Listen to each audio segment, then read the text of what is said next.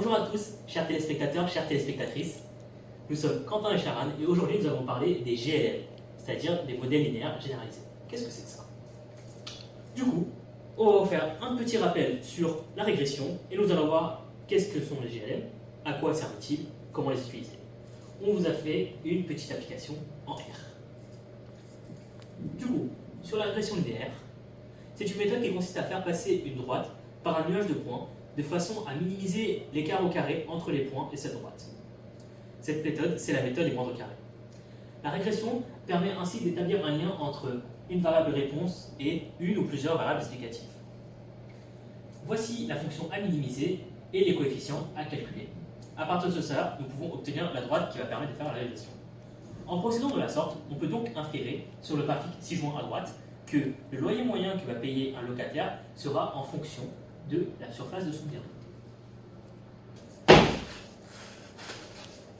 Petit exemple. Je tiens à préciser que ce data frame a été créé par besoin à l'aide d'outils pifométriques et n'a donc aucune valeur réelle.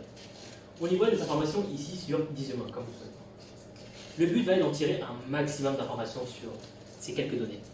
Guidé par notre flair, on veut voir s'il existe une relation entre l'âge et les revenus d'une personne. Du coup, en plotant l'âge en fonction du salaire max, on observe un joli nuage de points ici. Si on trace la droite de régression, à vue d'œil, ça donnerait ça. En vrai, cette droite va nous permettre ainsi d'avoir une idée du salaire max en fonction de l'âge. Ça peut être cohérent. Autre exemple maintenant. On représente ici le diagnostic de l'arthrose en fonction de l'âge. Comme précédemment, on veut établir un lien entre variable explicative, ici l'âge, et variable réponse, ici la probabilité d'avoir une arthrose. Et pour cela, on va à nouveau tracer notre droite de régression. Aïe! C'est bizarre ça. J'aurais bien plaisir un peu des probabilités un peu étranges. Disons Quentin, est-ce que tu n'aurais pas une méthode pour ça?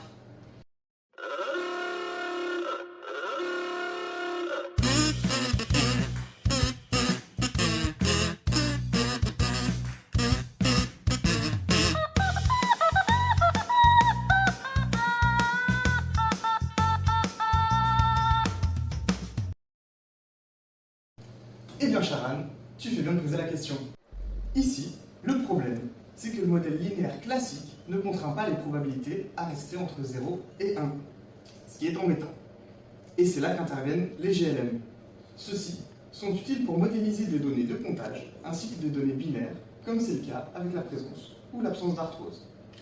Les GLM sont utilisables sur tout type de distribution de la famille exponentielle, c'est-à-dire les distributions de Poisson, binomiales, de Bernoulli et normales. Les GLM reposent sur 3 éléments. Un prédicteur linéaire état, une fonction de lien et une structure d'erreur.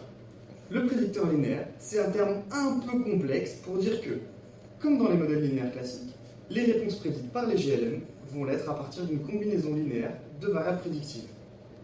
Dans le cas où on n'est qu'une seule variable prédictive, état peut s'écrire sous cette forme.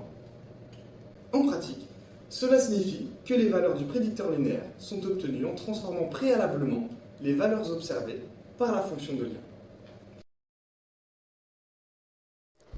Dans le cas précédent, où l'on voulait modéliser l'impact de l'âge sur l'arthrose, la variable réponse est oui, non. C'est donc une variable binaire que l'on peut modéliser par une expérience de Bernoulli, dont l'expérience est P. Dans ce cas, on utilise la fonction logit, qui correspond à G de P égale ln de P sur 1 moins P. Maintenant que l'on a notre fonction de lien, il nous faut exprimer P en fonction de état. Voici le déroulement mathématique, si vous voulez vous y attarder. Si on est attentif, on remarque que cette transformation nous donne une sigmoïde et permet de garder P entre 0 et 1. Maintenant que l'on a trouvé notre fonction de lien et que nous avons exprimé P en fonction de l'état, il faut estimer les paramètres de notre modèle. Là où dans une régression linéaire, on applique la méthode des moindres carrés, afin de minimiser la somme des écarts au carré, dans la GLM, on applique la méthode du maximum de vraisemblance. Concrètement, cela revient à trouver les coefficients bêta qui maximisent la vraisemblance de nos observations. Ceux-ci sont estimés grâce à des algorithmes facilement utilisables sur R ou sur Python. Ici, on a appliqué les étapes vues précédemment sur notre data frame d'arthrose afin de déterminer la probabilité d'avoir de l'arthrose. en fonction de l'âge. La fonction en rouge est une fonction logistique qui a été tracée en trouvant les bêtas qui maximisent la vraisemblance des observations. Les coefficients bêta nous indiquent comment chaque variable explicative contribue à la probabilité d'avoir de l'arthrose. Dis donc, Charan, tu voudrais pas t'y mettre un peu aussi? Bah écoute, c'est un peu ma spécialité, non?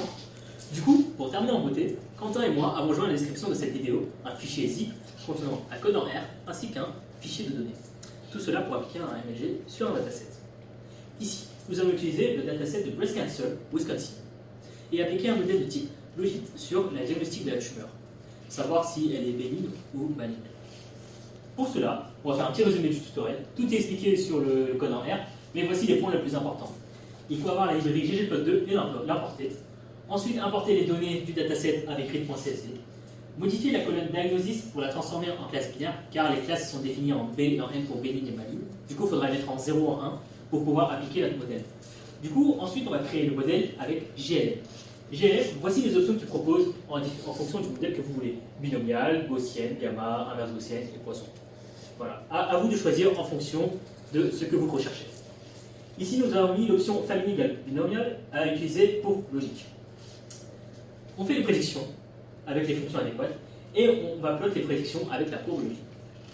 Ici, par exemple, nous avons plot du coup en fonction du rayon moyen de la tumeur la probabilité que la tumeur soit maligne. Et là, comme vous pouvez le voir, on a une régression logistique avec une courbe logique. Merci de votre attention.